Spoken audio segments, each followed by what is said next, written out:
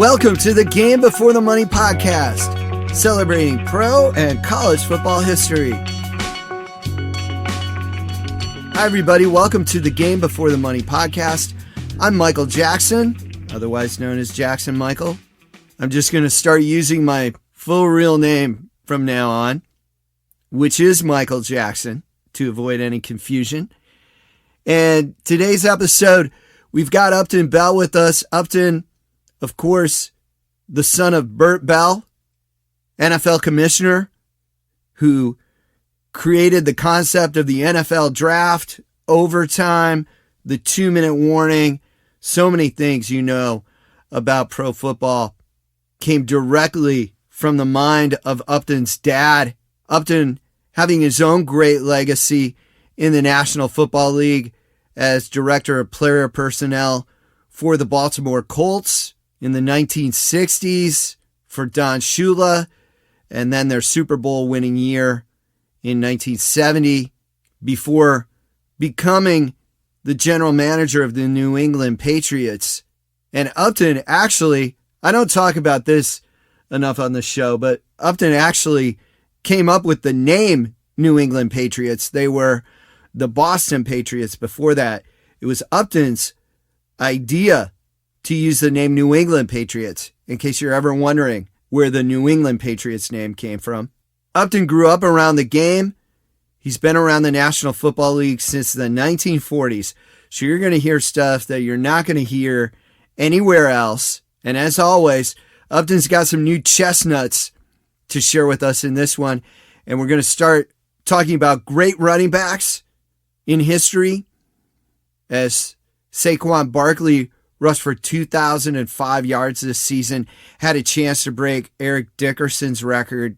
And we're going to talk about some great running back seasons and some great running backs together. And then we're, of course, going to talk about the upcoming NFL playoffs.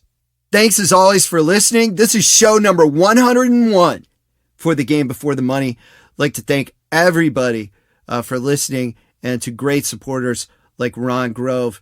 Remember, the Game Before the Money is a 501c3 nonprofit, and you can donate by visiting thegamebeforethemoney.com. Also, a lot of great NFL history and NCAA football history articles on that website. And Upton's also going to compare the Lombardi Packers' 3 straight championships with the Kansas City Chiefs' potential to win 3 straight championships. Here we go. Let's get started. I mean, you're ready to roll. What do you want to start out with? You want to start out with Saquon Barkley's season? You want to start out with the playoffs?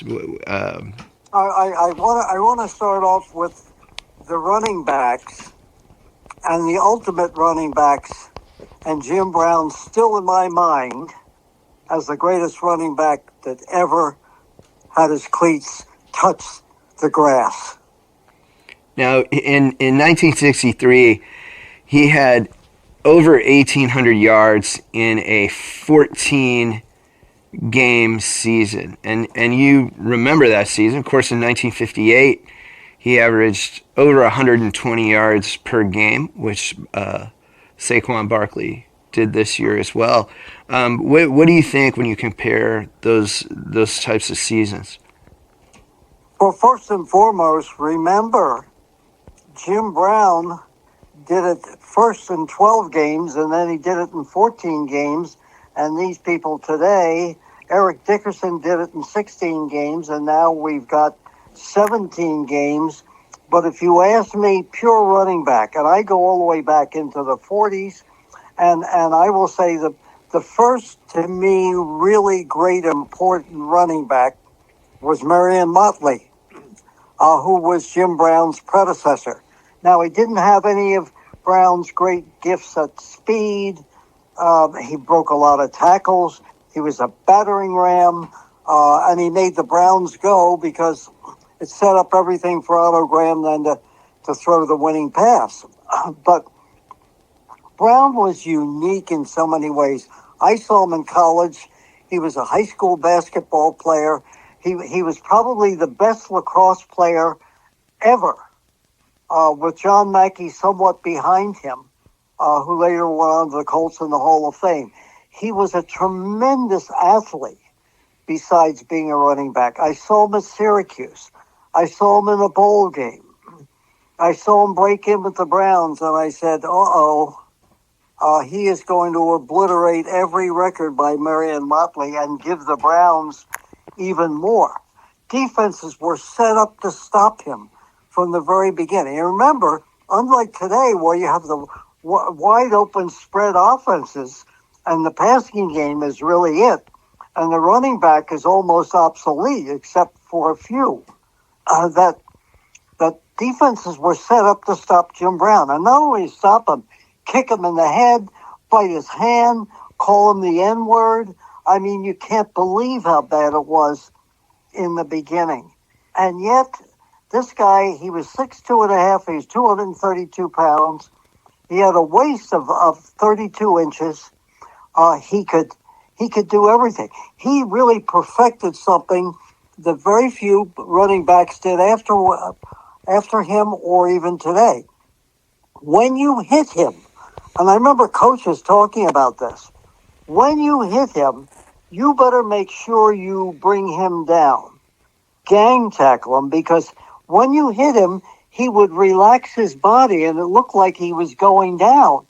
And then if anybody who's listening today, Michael, if you look at films of him, you will see this. He would relax and look like, this guy's on his way down. And the minute that the tackler would anticipate that he's going down and relax, he would break the tackle and go for another 20, 30, 50, sometimes for a touchdown. So that technique, I've never seen it since then. That's really insightful. You know, I've heard, defensive players say that Walter Payton would fight all the way to the ground, and that's different. And you see clips, and I know Jim Taylor, he was always big on, I'm going to initiate the punishment. I'm going to hit the linebacker rather than have the linebacker hit me. And here's Jim Brown with his own technique. Well, not only that, during that era of the 60s when I was with the Colts, and earlier when watching him when my father was commissioner, there was a main argument in the 60s.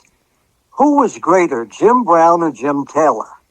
Two completely different styles. Now, I actually, because we played the Packers twice every year, I remember times when Taylor, I remember being on the sideline and Taylor was down in the pile, and this one of our Colt players is screaming. And I said, what the hell is going on here? And Taylor actually bit the guy's hand. He was fearsome. If you wanted a guy that would run occasionally around you, but at you and punish you, just as you said, there were two. There were Walter Payton, but Jim Taylor made it an art. I mean, he wasn't as big as Brown. He was only 5'11", maybe a little bit more than that, and maybe 200, 210 pounds. But boy, you didn't want to tackle that guy. In Brown's case, he reversed it. And you see a guy like, for instance, Derrick Henry today for the Ravens, and originally with the Titans. Derrick Henry I said Derrick Henry probably is the closest thing to a combination of Marion Motley, but with Jim Brown's speed. And he is probably the closest I've seen to the old-time back that could do, in Brown's case, both. And, of course, Henry is bigger. Henry's 250-some pounds. But that's the only real comparison I would have today of the running backs. But it was so fascinating because in that era, and you and I have talked about this before, think about all the great running backs. Hugh McElhenney, you and I did partially a show on him. You had all of the kind of backs that were featured, even back into Charlie Trippi, Steve Van Buren, who was the early Jimmy Brown. All of those Willie Gallimore. I mean, you had great quarterbacks, but the feature was the running back that set it all up. And there were so many good ones then, and they were featured. But Brown was the king. Remember, he retired. He probably could have, today he would play another 4 or 5 years. And he retired because he's making a movie, and Art Modell stupidly, told him to report to camp, he's going to find him, and Brown basically said, go screw yourself. But he was just rolling on. In 1964, the following year after he set the record, we end up in the championship game, the Baltimore Colts versus the Browns in Cleveland. In the first half, it was 0-0. Now, people talk about Frank Ryan, who threw 2 or 3 touchdown passes and actually threw 1 touchdown pass when the game was out of hand that pissed Gino Marchetti off. And the following year in the Pro Bowl, Marchetti broke his jaw, I think. He was so pissed off by it. But Brown, in the second half, he began to roll. And I remember I was on the sidelines. I said to one of our players, watch out, Brown's now in second gear. Because we pretty much shut him down in the first half. He ended up with over 100 yards in the game. But to me, he was the key that set it up for Ryan to hit Gary Collins and break our back, 27-0. Now, it's interesting you bring that up because previously had, while he was still alive, the now late, great Dub Jones on, and rest his soul. He was an assistant coach with the Browns by that time. He said that they threw a pass to Jim Brown early over the middle, and that forced the Colts to adjust their coverage. That later, I believe, if I remember correctly, it changed the coverage on Gary Collins. Do you remember that aspect of it? Yes, I do.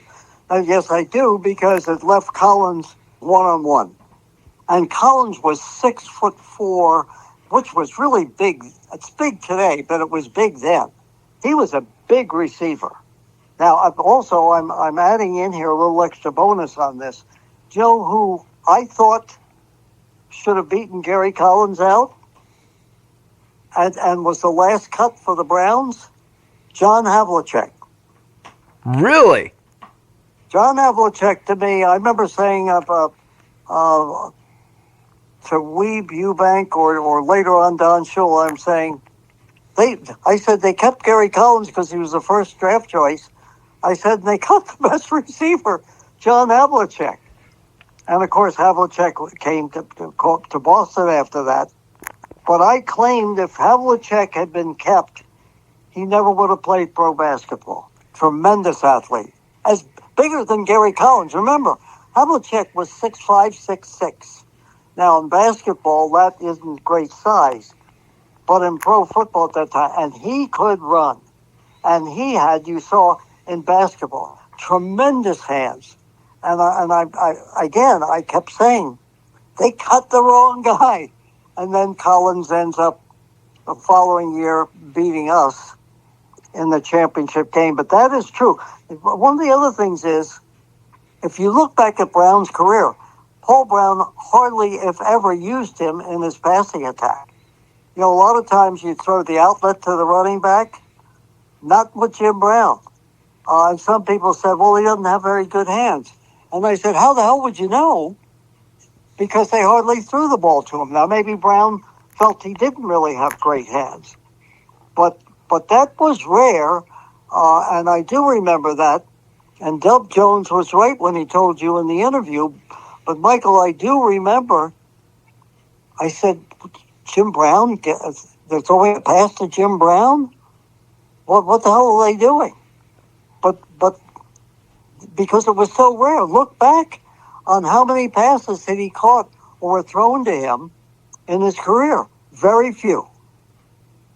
Now, we were talking a little bit about Saquon Barkley's season. He ended up with 2,005 yards this year, kind of getting back to that. And now you remember O.J. Simpson getting 2,003 yards. Right. I saw them. And of course, we both remember Eric Dickerson, his record-setting season. What do you think when you compare those seasons or those running backs? Well, second to Jim Brown, the greatest running back I've ever seen, Eric Dickerson. No question. That not only did he set it in less games, but he was even bigger. And I remember going down when he was finally signed or was traded to the Indianapolis Colts. I went down to interview him his first year there. And I think I told him in the interview, to me, second only to Jim Brown. And I'd seen Simpson, saw him in college, saw him in the pros, and I'd seen all the great running backs. And he was 6'6", think about that, and about 232 pounds. He didn't look as big because he wasn't really wide. He was tall, and he had a style where he was really running straight up, which is unusual for running backs to run as straight up as he did, because he'd fool you, say like, Jesus, that's like the Roadrunner. Too many people are going to be able to hit him. But he had such great speed and cutting ability that, to me, even today, you do have Derrick Henry, you have Barkley, but again, they're setting these records in 17 games. Now, he sat out the last one, and I think it was the smartest thing to do with Barkley. I like him, but I still say combination, speed, size, the ability to break tackles. I mean, you're talking about, here's my description of him. A giraffe, this is Dickerson, a giraffe going at like 100 miles an hour. You ain't catching this guy. Yeah, and everybody loves to get into the Barry Sanders versus Walter Payton debate, and they leave Eric Dickerson out. And the thing about Dickerson, my first thought of Eric Dickerson is he is the only player that I've ever seen, and I've been watching since the mid to late 70s. He's the only player that made it look like there were fewer than 11 players on defense when he got the ball. I mean, he really made it look like there were only maybe 9 or 10 players on defense. He was so elusive on the field, but as you pointed out, at the same time, just so strong. There really isn't any comparison. Now, the one other question I wanted to ask you about great running backs and great seasons, and I'm not sure how much you know about this, because this was actually even before your time, but you may have heard stories about it. Beatty Feathers in 1930. No, very well. Now, in fact, he was a scout at one time. He and I used to scout together. But go ahead. Yeah. Now, first player to rush for 1,000 yards in a season. Might have done it in 9 or 10 games. I can't remember exactly. His yards per game is right up there with everybody in terms of that season. What stories did you hear about Beatty Feathers and of course the Chicago Bears he played for? What do you remember about him and what did you hear about him and maybe that season? Well, I first of all, I never saw him play. At the time, and I'm talking about, I came to the Bears' first training camp in 1946. Now, I'd watch games as a kid when my father owned the Eagles and then co-owned them with the Steelers, but you're not as aware of that. But I would say they talked about him, although I remember watching George McAfee, who's in the Hall of Fame. And I just saw films of Beatty. I would say that I liked McAfee better. But again, I wasn't live at any of his games. I was too young then. But I will say that the guy, when you get into the Walter Paytons and that era, I would say that one of the best running backs that was pre-Jimmy Brown was Steve Van Buren, who was also in the Hall of Fame. But again, you look at all of those people, Baby Feathers probably was as good in his era, and that's the way I think you have to look at that, is in eras. There are a couple of people that transcend eras, and that would be Dickerson, I think Jimmy Brown. Then you have somebody like Gale Sayers that wasn't overpowering, but boy, I'll tell you what, when we could do 5 shows on all the running backs that I've seen that are all in the Hall of Fame. I remember the first time that Sayers played against us, his rookie season. They actually beat us that day in 1965.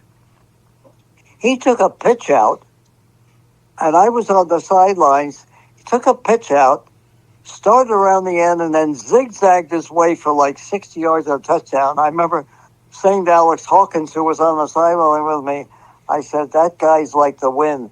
Nobody's catching that guy, ever. You have to put them in different categories in different eras. Now, there are some people, too. I think that O.J. Simpson, I think that Sayers, I think that definitely Sweetness, Walter Payton. I mean, there are so many that I wonder today how they would be used.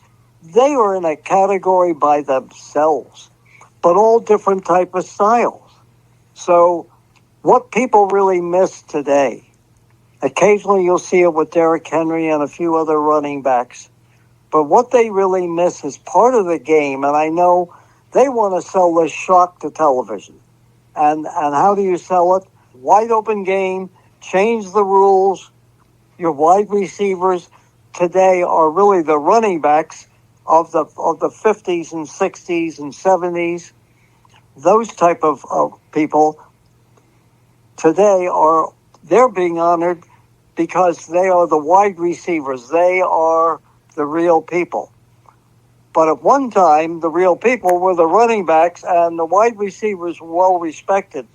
But the running back, if you don't have a good running back, today if you don't have a good quarterback, you're not going to win.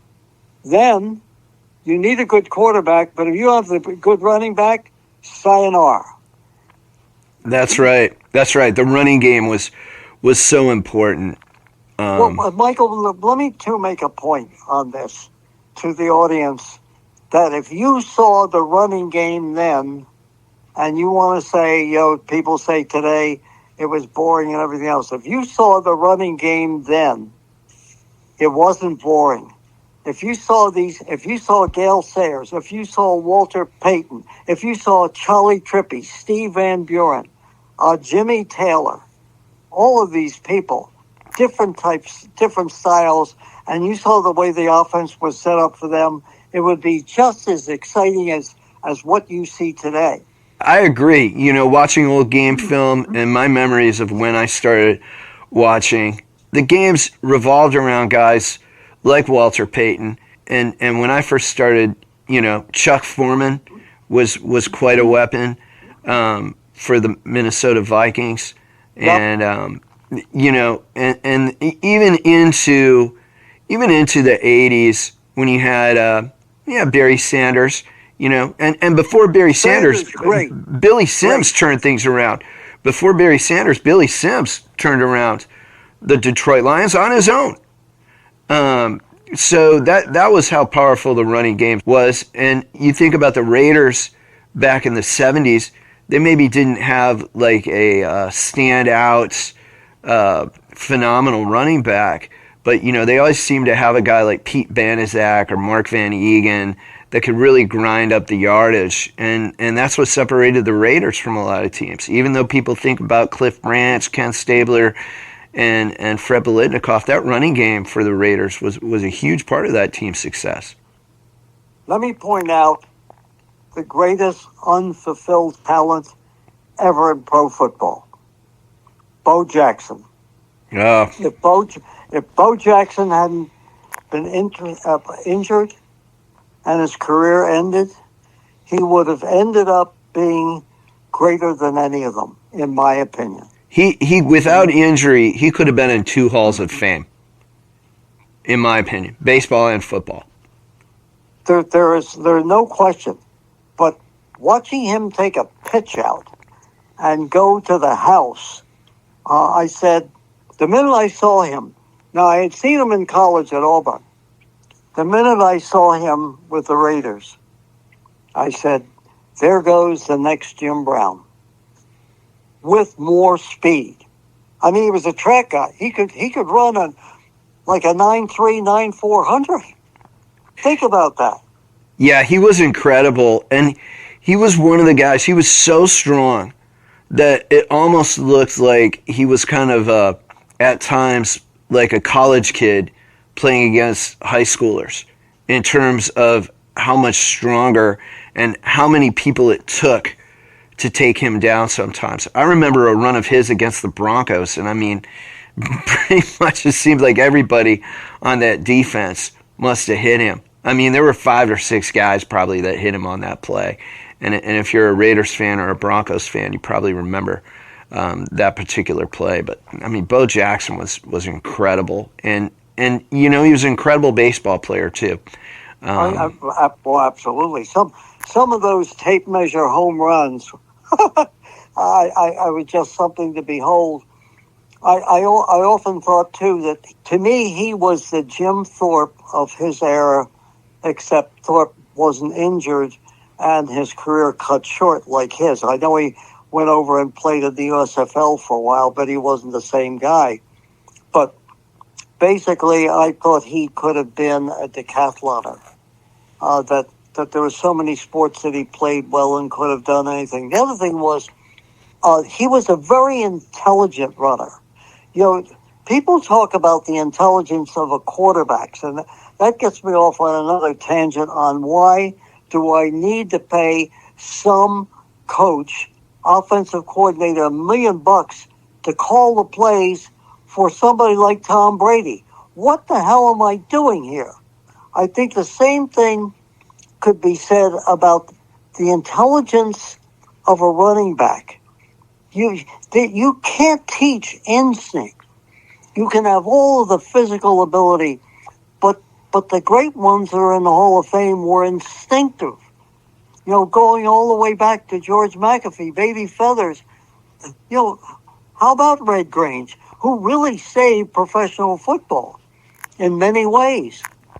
With the bum of the month, the bum of the week games that the Bears played on the road once they signed Red Grange. How about him? Look at him on film. He was an incredible runner. Charlie Trippy, people forget about him. I saw him the day he walked into the Chicago Cardinals training camp in 1947, and I said to one of the coaches, imagine some smart-ass kid saying to the coach, Coach, don't worry about him. He's already a pro. I mean, just all of those people, it's missing. And it takes a John Facenda, the voice of God, to call back. If you go back and look at all those NFL films, the old ones, and you see these people, you will marvel at what they did. I believe there is a Facenda narrated film about Hugh McElhenney that's on YouTube.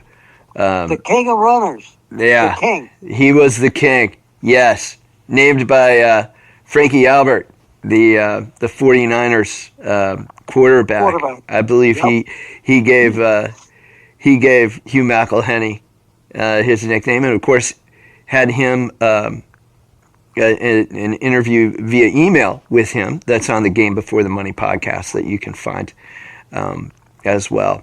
Well, Upton. You know what? I know we have to move on, but the other thing about McElhenney, I once was at an Eagles 49ers game where McElhenney started out one way, came back another way, and then ran back another way, and finally on the third turn turned it upfield for like a 60-yard touchdown. And it was really funny watching how many people really missed. And in those days, the lines were set up to bury you. You know, you're not going to get outside of anybody. There were 7-man lines, you know, which when football then changed and broke it off into a 4-3 defense, and now today multi-defenses. But I said, didn't he just come this way? Oh, no, he's back the other way. I mean, he truly was the king of the broken field runners. But again, as you have kind of different styles of quarterbacks today, now the game has evolved into really the Jaden Daniels and people like that, the running game, and maybe Drake May here at the Patriots, where you've got to be able to run as well as throw today, whereas then the pocket passer, until Fran Tarkenton came along, was the person that you really relied on. But if you didn't have a running game, you're going nowhere. So that's my bottom line. I will say this. In college, probably the best running back I've ever seen was O.J. Simpson. He was the king of college. I saw him his first day when he came on the USC campus. And I had heard about him a lot because he was in junior college, and every college claimed that they had him signed up, but the ghost of O.J. Simpson never showed up. And he was I had come to take a look at Ron Yeri, a big offensive tackle, who ended up being one of the best in the pros, and some other players at USC, and I was going to spend 2 days there. I remember the first day watching practice, and I kept saying to the coach, "Who's this OJ guy?" And he said, "Just watch him run." I remember writing in my report and telling Don Shula when I came back after spring practices. I said, "I just saw the best running back I've ever seen, and it wasn't even in a college game. It was in a scrimmage, and it was O.J. Simpson. Nobody touched him. Nobody." I remember Van Brocklin. I was having a discussion with Van Brocklin when he had gone from Minnesota to Atlanta. We were having a conversation once, and I was telling him about O.J. Simpson. Typical Van Brocklin. He said, I said, "I want to see when they start kicking his ass." He said, "That'll be the end of him." I said, "Well, they might be able to kick his ass if they can catch him." and he could take a beating. He was bigger than you thought he was. But boy, what an intelligent runner. All the things that made him great then led to his downfall. He thought nobody could ever touch him. And in his personal life, we saw what happened. That is the greatest tragedy since Hamlet. That tragedy. And what happened to him. He had everything going for him. People loved him. Yeah. And then he does this. So you never know about the dark side of a guy. But I really say, again, to finish this segment, there is Jim Brown's 1, Eric Dickerson 2. That's where I stand. All right. Wow, that's fantastic. Well, Upton, we've got the playoffs coming up. I said about halfway through the season, my feeling was it would be Eagles and Chiefs in the Super Bowl. I haven't seen too much to change my mind. However, I do think the AFC might be a little bit more competitive than I had originally thought. But what are your takes on the playoffs going into week 1 of the playoffs? First of all, let me give you my criticism. My criticism is there's only one team that gets a bye, and that fell by the wayside when it used to be 2 teams. Your top 2 teams got a bye because they wanted more teams in the playoffs and a longer season. And I can tell you this, I won't say half, but a lot of these teams in the playoffs don't belong in the playoffs. And that's fine. So I have to accept who has made it and go through with watching the whole thing for the next 3 or 4 days and then weeks after that till we get to the Super Bowl. But I really look at it and I say, let's go down the list. Do the Chargers belong in the playoffs? Yes. Do the Texans belong in the playoffs? Yes. Do the Ravens belong in it? Yes. Do the Steelers? No. Do the Broncos? No. Do the Bills? Yes. Do the Eagles and Packers belong in it? Yes. Does Tampa? Maybe. The Rams and the Vikings? The Rams, maybe. The Vikings, yes. I mean, that's just the way I look at it. But that said, probably when we look at the games, Chargers-Texans, I like the Chargers. The Texans, I love that coach there. I love a guy who won't put up with any crap and came in and devised it.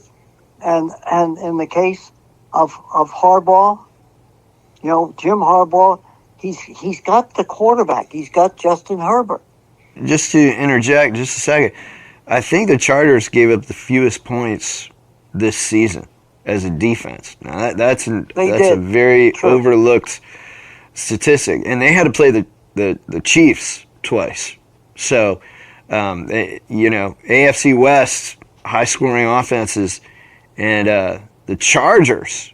Boy, when was the last time that happened? The Chargers giving up the fewest amounts of points. To me, the Chargers are really, no pun intended, a real wild card in this because you just don't know how they can turn out. Well, you don't. None of that, though. When they played the Ravens early in the year, the Ravens really shut them down because they really have they have a terrific young quarterback and they have a really good defense, but they only have one receiver. And I think that could hurt them, although I believe that they will get by the Texans. So let's move on to the next game, Steelers and Ravens. John Harbaugh versus Mike Tomlin. Lamar Jackson versus Russell Wilson. I think this is what they would call a nolo contendere, no contest. I think the Ravens will roll. Jackson's having one of those great years, although there are other quarterbacks too that are having it. So I really see that as the Ravens. I think there are two. They should be at least 10 points to 2 touchdown favorites in that game. The Steelers, Tomlin has got them as far as you can get them. Russell Wilson, as we know, has seen his best days, and I wouldn't want to rely on that offense. I don't think they have any offense. My thought on the Steelers is somewhat similar to the Chargers, but a little bit different. I think the Steelers, because this is a tournament and the regular season doesn't matter anymore, I think the Steelers, with their special teams and the blocks that they get, blocked kicks, and the turnovers and the late pass rush that they can generate when needed by T.J. Watt and some of that front line, if teams let the Steelers hang around, they're going to put themselves in a dangerous position. And if the ball bounces right, I think the Steelers could surprise some people. I don't think it's likely, but at the same time, I wouldn't be surprised if there's a team that's going to get an unlikely win or two in the playoffs because of some sort of fantastical bounce or a special teams play or a lot of miscues by the other team. I think that team's going to be the Steelers. And just to add to that, an asterisk, one thing I do want to say at some point in the show is that I have a feeling that the championship this year is more likely to be lost than won, if you know what I'm saying. Yep. I think it's going to be teams making mistakes to lose the championships or to lose playoff games more than it will be teams winning the playoff games. Well, first and foremost, there are no truly great teams. There are some teams, quarterback-driven teams, that are exceptional. So I've got the Steelers losing by 10. Now, if we move on to the Broncos and Bills, this is truly a 10-point plus loss, in my opinion. Josh Allen, I did a survey with somebody that basically said that I think that Josh Allen, you can look at all the other quarterbacks, is having one of those great years, and to me, he's the MVP of the AFC, of the league. So even though I think Sean Payton is a better coach than Sean McDermott and has done a terrific job with Bo Nix, who I still have my doubts about. I see this as a 10-point plus victory for the Bills. Yeah, and I think the Bills' running game has improved this year, where they have a better chance to run out the clock in games. That was really one of the main playoff problems, I thought, for Buffalo. I think they're a little bit better this year. I do too, and we'll see what happens. All right, let's move over to the NFC. Eagles-Packers. I still have my doubts about the Eagles. They Really? have everything. I'm the opposite. I still have the doubts about the Packers. Okay, go ahead. Well, I doubt both. But if you're looking for an upset, this would be it. Number one, I don't think the players still, no matter how much they right the ship, there are doubts about Nick Sirianni. When I was down for the unveiling of my father's statue at Franklin Field, that's all people were talking about. Now, that was October the 25th. That was what Sirianni, last the season. Basically, I think that the Eagles' offense and defense is better than any team in either league, in either conference. I think they have it all. I have my doubts at times about Jalen Hurts, particularly as a passer, but he's a threat. Barkley's a threat. They have terrific wide receivers. They have a good defense. They have everything. But something is missing there. I mean, Jordan Love, as we saw last year against Dallas, he came of age and was terrific. LaFleur, I think, is a pretty damn good coach. If there's a chance for an upset, this would be it. My problem with LaFleur is that he gets into situations and he doesn't seem to have a plan for it. And I think that first showed in the NFC Championship game against the Buccaneers. When they had third down near the goal line and Rodgers threw the ball away, I think they were going for it on fourth down, and LaFleur really hadn't communicated that he was considering kicking a field goal. So it's things like that. And I think it showed during the 49ers playoffs that they lost at home the next year when they threw a bomb on third and short, and then they had a punt blocked, and San Francisco, that was basically the turning point of the game. And, LaFleur just didn't seem to have a plan to run out the clock. And this is a common thing with him. And also, he's really good at wasting timeouts. And those are kind of the things that lose playoff games. But, I don't know. It's hard to say. I've criticized Matt LaFleur quite a bit. But the fact of the matter is he's got him in the playoffs again. They beat Dallas in the playoffs last year. So I seem to be a one-man chorus here. But I still say I'll take LaFleur over Sirianni. All right. All right, well, then let's move on to what I think is going to be a fun game to watch, is the Commanders and the Buccaneers. I mean, you've got to love Jaden Daniels. I mean, he's a delight to watch. He's the ultimate trick-or-treat guy, but basically he's really as good as it gets when he's at the top of his game. And he truly is a threat. I mean, I think a lot of people thought, well, when he gets to the pros, he's going to be injury prone. He's not that big, but boy, he's got a rifle for an arm. He can run at any time. I think he's shown his intelligence.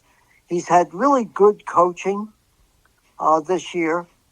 And then you look at Tampa, and I've never been much one way or another on Todd Bowles, the coach. But Baker Mayfield, every time you look around, I mean, they were behind the other day and had a good chance of blowing it, their chances. And even though it's not a particularly great division that they're in, they come back and win it. So Baker Mayfield has got a whole new life. I think this could be kind of the fun game of the whole weekend. It's funny. This is kind of the year that Baker Mayfield and Sam Darnold both kind of came of age, and yeah, it's fun. This is kind of one of those games. I do think it'll be a fun game to watch because it's two teams. Neither team is likely to go to the Super Bowl, let alone win the Super Bowl. These are two teams that are most likely going to be eliminated at some point. But it'll be fun. It'll be fun to watch. It's like a low tier bowl game, if you know what I'm saying. If this were college football, it would be a low tier, December 18th kind of bowl game. It would be perfect. So that brings us to Monday night, and of course now we got a playoff on Monday night. Is there any day of the week we're missing with the NFL now? Jesus, you wake up in a cold sweat. The game's on today, but the final game on a Monday night is this me, or is this the first Monday night playoff game that we've had? Well, I will now. When Christmas Day, now you'll know this, of course. Yeah. When Christmas Day fell on a Sunday, they played the 1960 NFL championship game on a Monday. Correct. And they played a few games on Monday if Christmas Day fell on a Sunday. They played playoff games. That's the only reason I did, and I was at that game when the Eagles upset the Packers for the championship.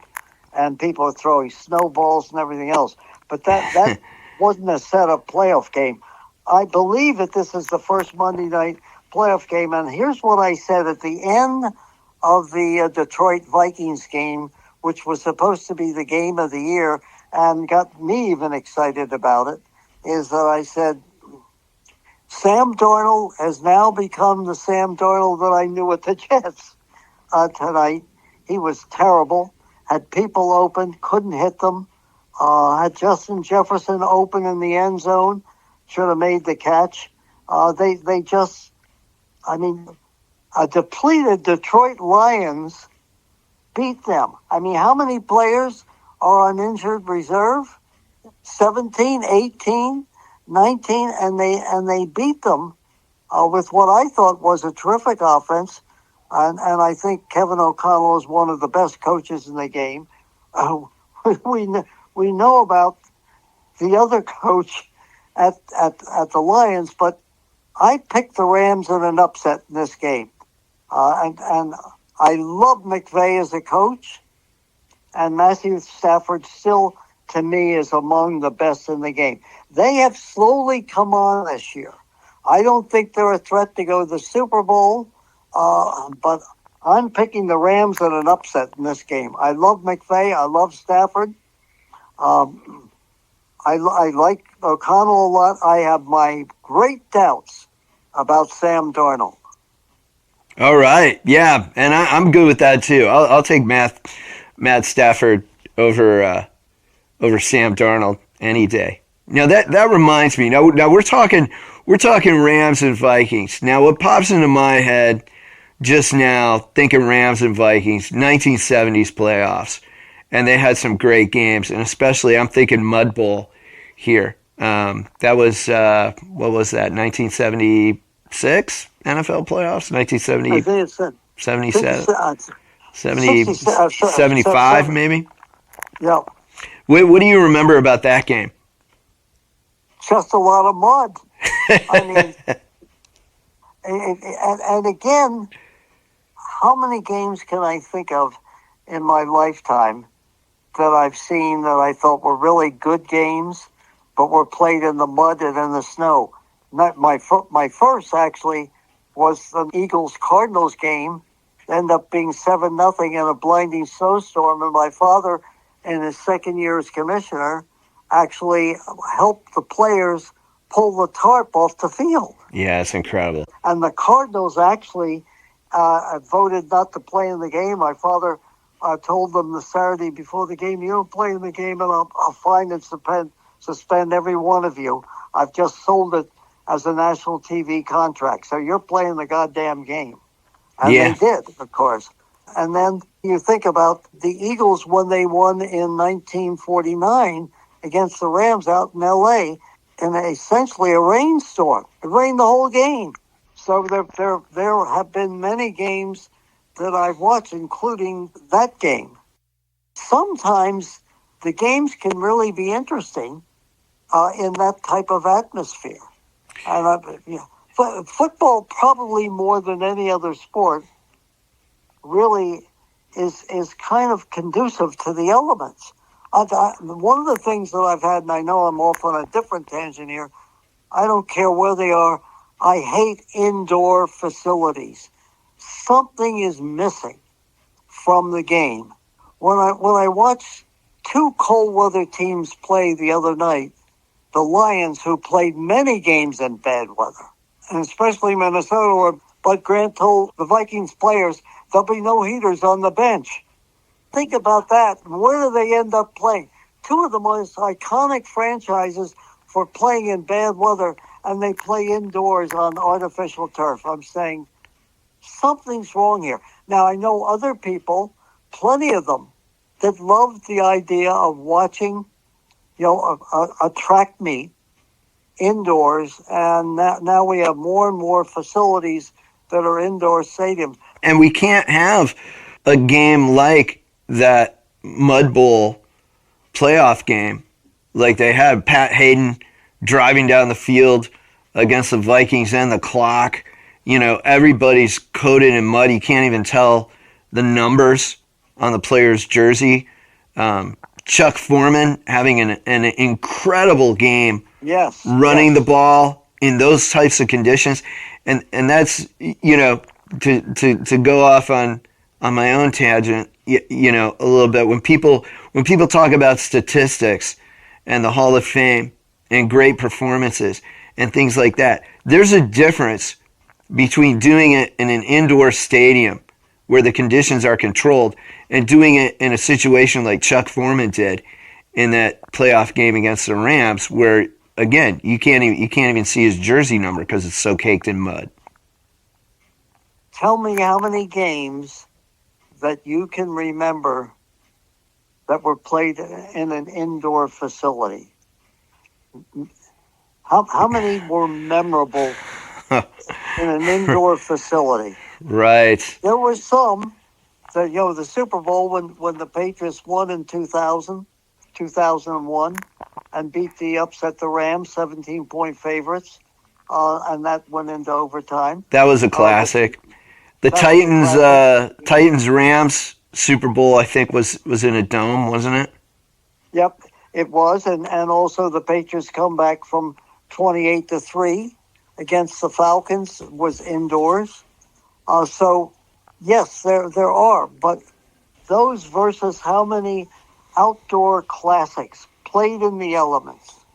And again, probably people are saying, as far as we're concerned, they're saying to us, or they're saying to me, come on, past isn't prologue.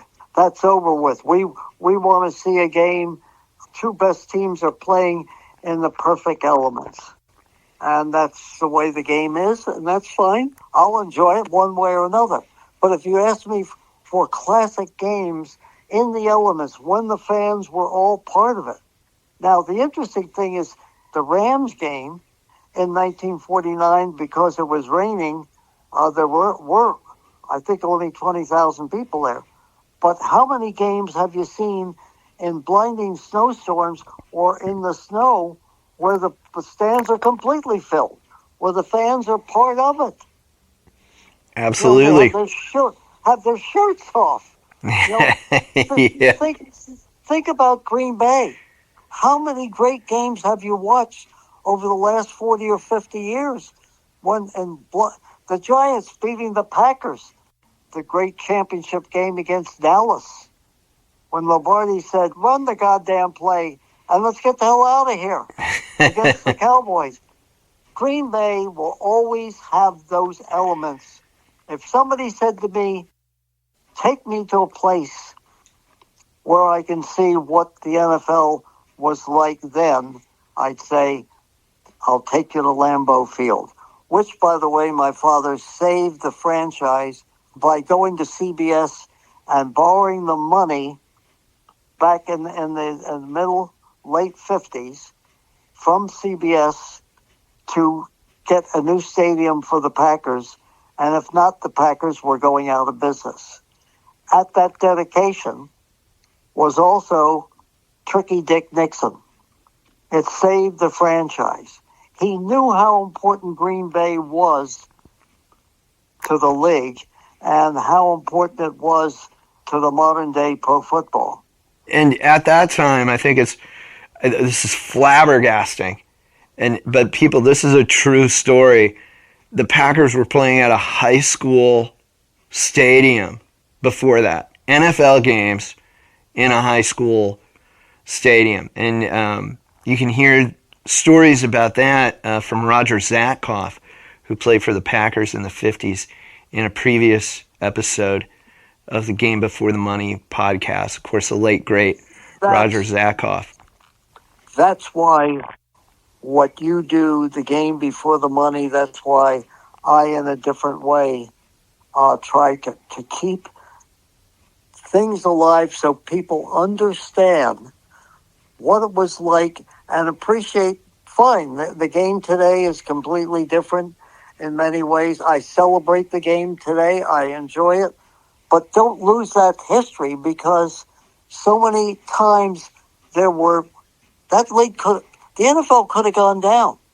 And one of the other things that I corrected in a book written on the Packers, on Vince Lombardi, was when Green Bay was in trouble, my father went to the Maras and said, "I'd like to send Vince Lombardi to Green Bay.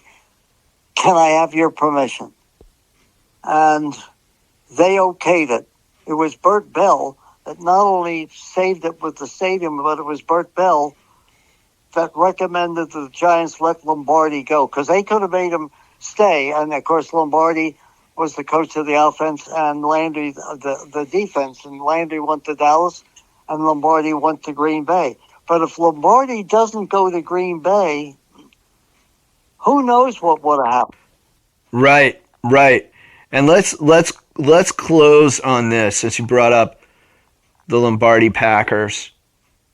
Kansas City has a chance to win 3 straight championships. That hasn't been done since the Lombardi Packers. How do you compare those two teams? What do you think is going to happen? And I'm sure you want to comment that the Colts, had the playoff system been the same back then, the Colts might have had a chance to do it as well. Well, number one, being with the Colts and knowing each time and the heartbreak of the 1965 that Don Chandler kick that was no good, and I just saw the official who called it, and I knew right away it was no good. Just died recently.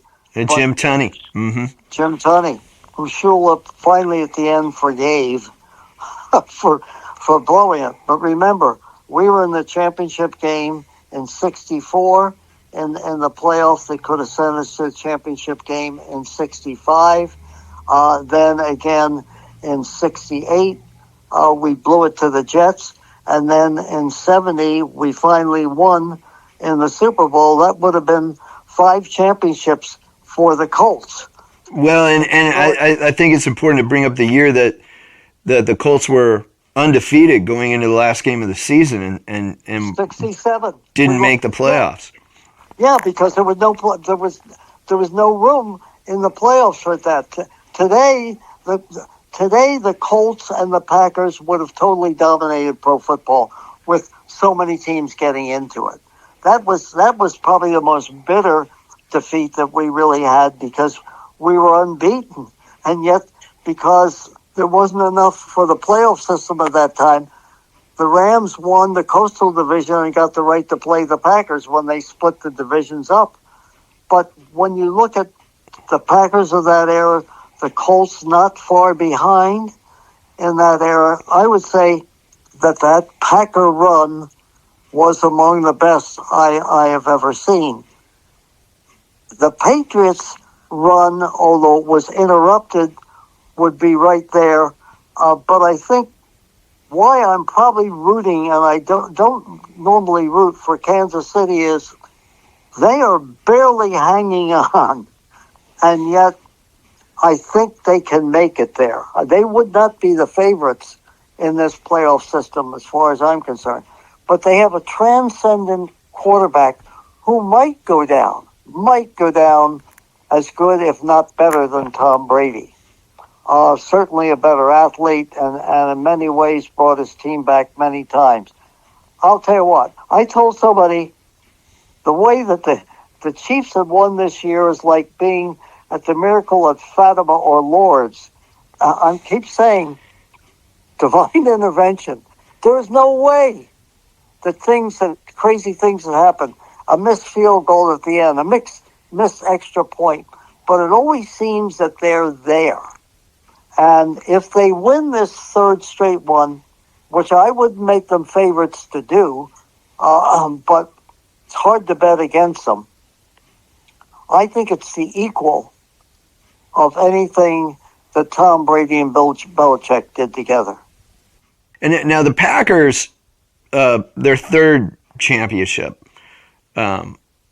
Super Bowl II, that was very different than the '65 team, in that Horning and Taylor, who were so key in the '65 championship, which was another great bad weather game, complete mud.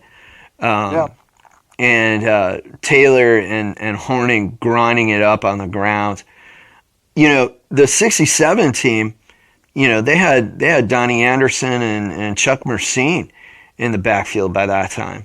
And it was quite a bit different team. They still had Bart Starr, they still had Boyd Dowler, they still had Carroll Dale as the receivers, and a lot of the same great players on defense. But that's one of the things is the Packers, to win those three straight. One of the elements was they had to do it with some different players at key positions, and that's what Kansas City has done also without Tyreek Hill. I see DeAndre Hopkins coming in, and they haven't really used him as much as I thought they would in the regular season. But, if they start using him more in the playoffs, I think he could be a key difference maker for Kansas City. But they have to get Chris Jones back. That is really important to that defense. I mean, he takes up two players every time, and his pass rush, his presence there is really, really important to them, and their offense is just good enough to get by. And Hopkins might be a difference, but it's still going to be, can Mahomes pull it off that third time? It's interesting. When the Packers played in the first, what became Lamar Hunt's Super Bowl, when they first played Kansas City, remember that first half was fairly close. 14-10 at halftime. Yeah, fairly close. And I said, you know what? I think Kansas City, because I had scouted many of the players that ended up playing for the Chiefs, that, in my opinion, I thought Kansas City had as much, if not better, talent than the Packers. And remember, Max McGee, who was drinking out all night long, was the guy that made some of the key catches in that game, particularly that one touchdown. But basically, when you look, the Packers were not a superior team talent-wise to Kansas City. Now, you couldn't sell that to anybody in the NFL or most of the national media. They thought it would be a laugher. And it really wasn't a laugher until we got into the second half. So that was the weakest Packer team, and then they finished up beating the Raiders the following year. I think we, with the right breaks, would have. We did in '65 because the kick was no good. And we played the Packers to a draw and actually had the game won with Tom Matte playing quarterback. Not John Unitas, not Gary Quazzo, Tom Matte. By the way, his book has just come out a couple of months ago. A terrific book about a guy who really overachieved, Matte, and what he did in that game on Friday before that game, he was in the hospital with a bleeding ulcer. Wow. This is a guy that was lucky to live as long as he did live because he had a bleeding ulcer from, people always said he got the bleeding ulcer from Woody Hayes. Anybody coached by him screaming at him constantly, get the goddamn thing right, Matty, and everything. But that's really a great story. But when I look at it, and this is what I love about football. One game, goodbye, you're out. Not the best of 3, not the 5, not the 7. One game, sayonara. It is the most interesting and final part of a sport is the one-game football playoff. And I've been in that a few times, and I will tell you, there is nothing like it.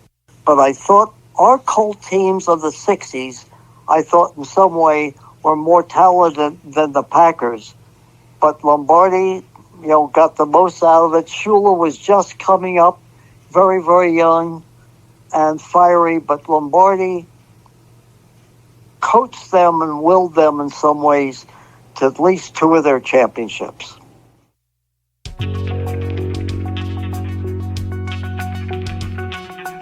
Thank you for listening to this episode of the Game Before the Money podcast. Please visit thegamebeforethemoney.com.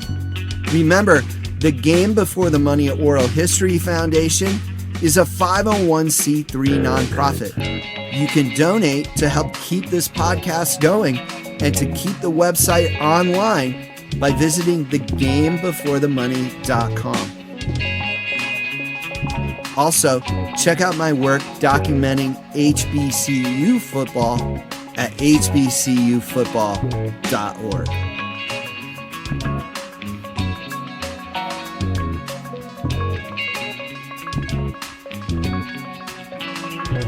Transcripts of some episodes of the Game Before the Money podcast are available at thegamebeforethemoney.com and are powered by our transcription partner, Sonix, Sonix.